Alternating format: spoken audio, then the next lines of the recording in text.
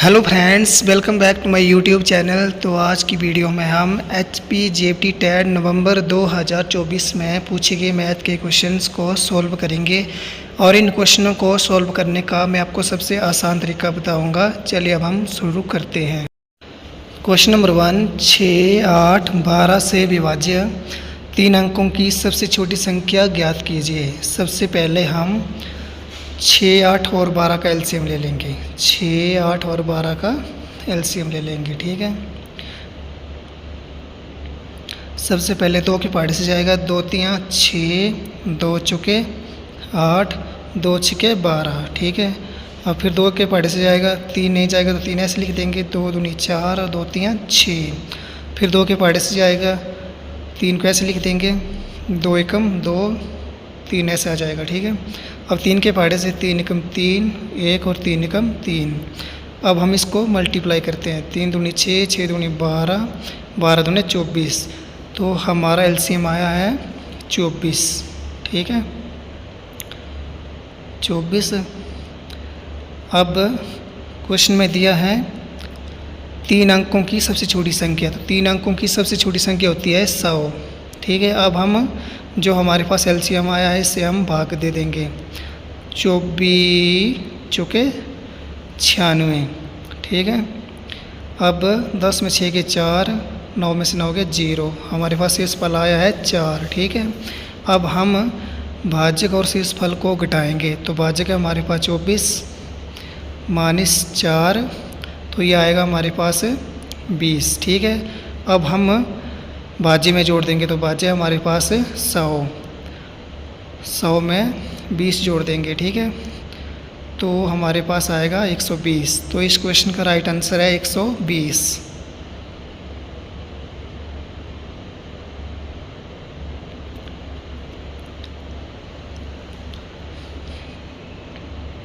Next question, किन्हीं संख्याओं का बहुलक व माध्य का 7 और 8 दिए हो तो माध्य क्या होगा। तो इस क्वेश्चन को हम इस फॉर्मूले के माध्यम से सॉल्व करेंगे, ठीक है।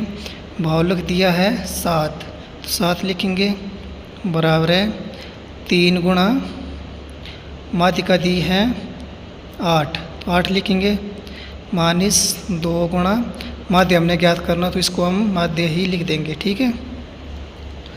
अब 7 बराबर है 3 8 24 माइनस 2 गुणा माध्य। अब 24 जो है वो बराबर की साइड आएगा तो माइनस 24 हो जाएगा, ठीक है, माइनस 2 गुणा माध्य, ठीक है। अब 24 में से 7 गए तो बचे माइनस 17 बराबर है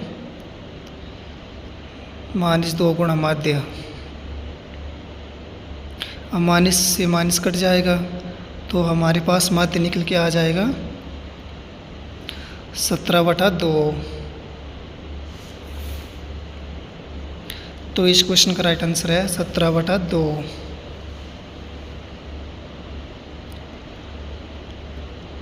नेक्स्ट क्वेश्चन, किसी वृत्त के चतुर्थांश का क्षेत्रफल क्या होगा यदि वृत्त की त्रिज्या 7/2 सेंटीमीटर है। तो वृत्त के चतुर्थांश का क्षेत्रफल होता है, वृत्त के चतुर्थांश का क्षेत्रफल, चतुर्थांश का क्षेत्रफल यह होता है θ/360 गुणा πr²। थीटा का मान होता है 90 डिग्री, ठीक है, 90/360 गुणा पाई का मान होता है 22/7 गुणा r² दिया है तो r का मान दिया है 7/2, तो 2 बार लिख देंगे हम, ठीक है। अब 0 में से 0 कट गया, 9 एकम 9 और 9 चौके 36, ठीक है। अब 7 से 7 कट गया, अब हमारे पास बचा है 1/4 मल्टीप्लाई 2 एकम 2 और 11 दूने 22, ये भी कट जाएगा, ठीक है। 11/1 गुणा 7/2। अब ऊपर मल्टीप्लाई करेंगे तो ये आएगा 11 × 7 = 77 बटा 4 दूनी 8।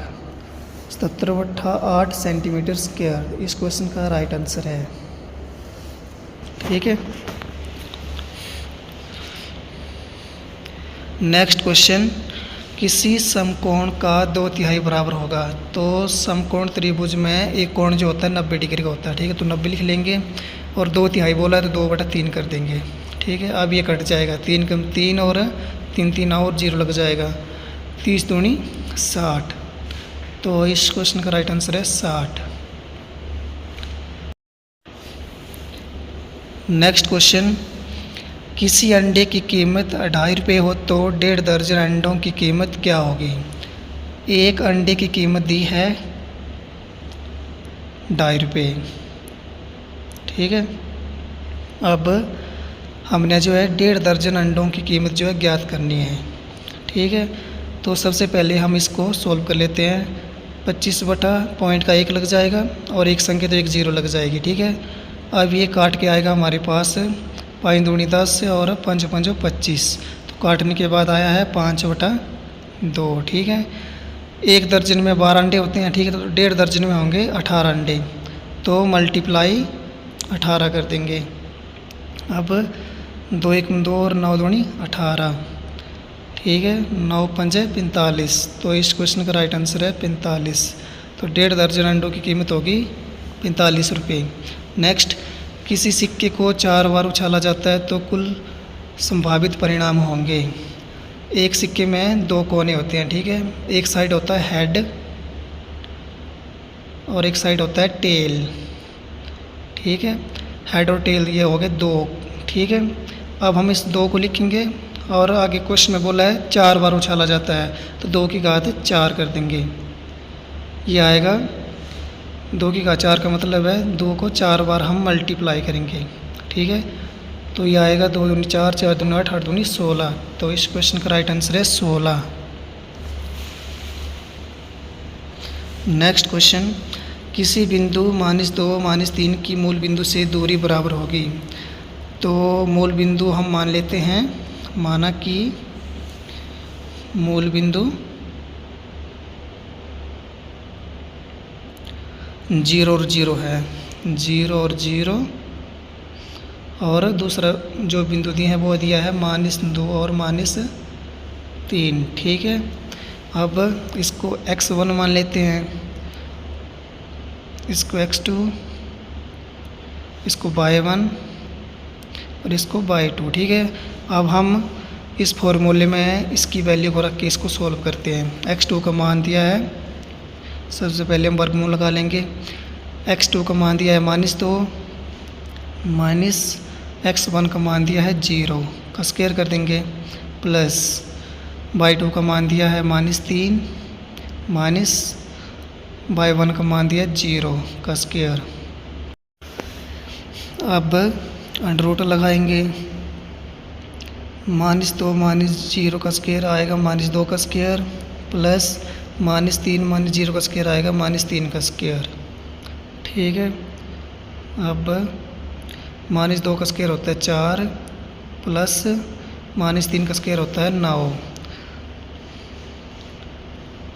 अब 4 और 9 आएगा 13। तो इस क्वेश्चन का राइट आंसर है 13।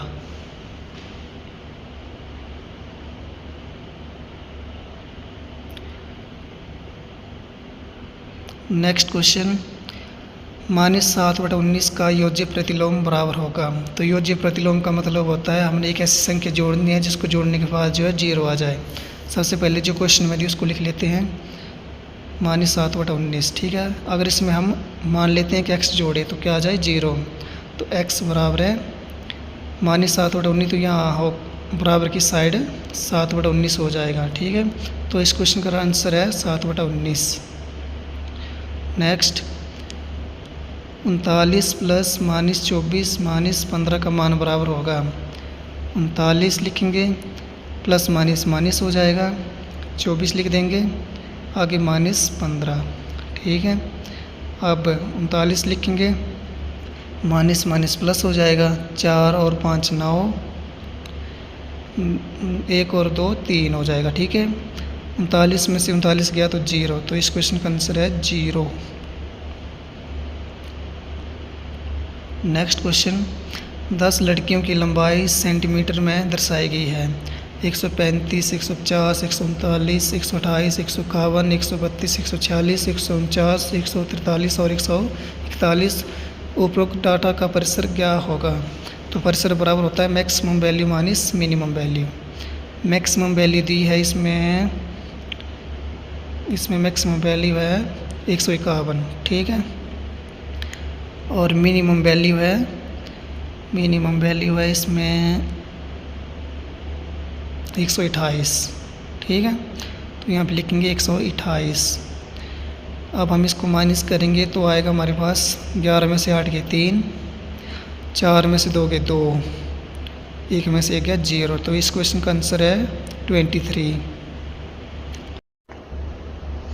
नेक्स्ट क्वेश्चन, एक वर्गाकार स्विमिंग पूल का परिमाप 80 सेंटीमीटर है तो पूल का क्षेत्रफल क्या होगा? सबसे पहले हम वर्ग का परिमाप निकालेंगे। वर्ग का परिमाप, तो वर्ग का परिमाप होता है 4 गुणा भुजा। 4 गुणा भुजा। वर्ग का परिमाप दिया है 80, तो 80 लिखेंगे। 4 गुणा भुजा लिख देंगे, ठीक है। अब 4 एकम 4 और 20 चौके 80, तो वो भुजा का मान निकल के आया हमारे पास 20 सेंटीमीटर। अब पोल का क्षेत्रफल क्या होगा? तो वर्ग का क्षेत्रफल होगा, वर्ग का क्षेत्रफल ए स्क्वायर होता है, ठीक है, भुजा का स्क्वायर। तो ए का मान निकल के आया है 20 का स्क्वायर। 20 का स्क्वायर होता है 400। तो इस क्वेश्चन का राइट आंसर है 400। नेक्स्ट क्वेश्चन, 15 भुजाओं वाले नियमित बहुभुज के बाह्य कोणों का मान बराबर होगा। तो बहुभुज के बाह्य कोणों का मान होता है 360 डिग्री। 360 लिखेंगे और बटा 15 कर देंगे। अब हम इसको काटेंगे तो काटने के बाद आएगा हमारे पास 15 दूनी 30, 6 बच गया, 15 चौके 60, 24 डिग्री। नेक्स्ट क्वेश्चन, 15 वर्ष बाद रवि की आयु उसकी वर्तमान आयु की 4 गुनी हो तो रवि की वर्तमान आयु क्या होगी? माना कि रवि की जो वर्तमान आयु है वो है x वर्ष, ठीक है। 15 वर्ष बाद बोला तो यहाँ पे आ जाएगा x + 15 बराबर है 4 गुनी, बोला तो यहाँ पे 4x लिख देंगे, ठीक है। अब x 4x बराबर की साइड आएगा तो -4x हो जाएगा। 15 जो है बराबर की उस साइड जाएगा तो -15 हो जाएगा। 4x में से 1x गया तो बचा -3x और -15, माइनस से माइनस कट गया। x बराबर है 15/3 और 3 पंजे 15। तो x का मान हमारे पास निकल के आया है 5। तो इस क्वेश्चन का राइट आंसर है 5। नेक्स्ट, किसी चतुर्भुज के आंतरिक कोणों का योगफल होगा। तो किसी चतुर्भुज के आंतरिक कोणों का योगफल होता है 360 डिग्री। नेक्स्ट, किसी पार्क में कुल आगंतुकों में से 3/5 आगंतुक बच्चे हो तो आगंतुक बच्चे होने की प्रतिशतता क्या होगी? क्वेश्चन में दिया है 3/5, तो यहाँ पे लिखेंगे 3/5। प्रतिशतता बताइए तो यहाँ पे प्रतिशत का 100 आ जाएगा। 5 × 5 और 20 पंजे 100, ठीक है। तो 20 × 60, तो इस क्वेश्चन का राइट आंसर है 60। नेक्स्ट क्वेश्चन, किसी खिलौना कार का विक्रय मूल्य 540 रुपये है और दुकानदार ने कार को 20% लाभ पर बेचा हो तो कार का क्रय मूल्य क्या होगा?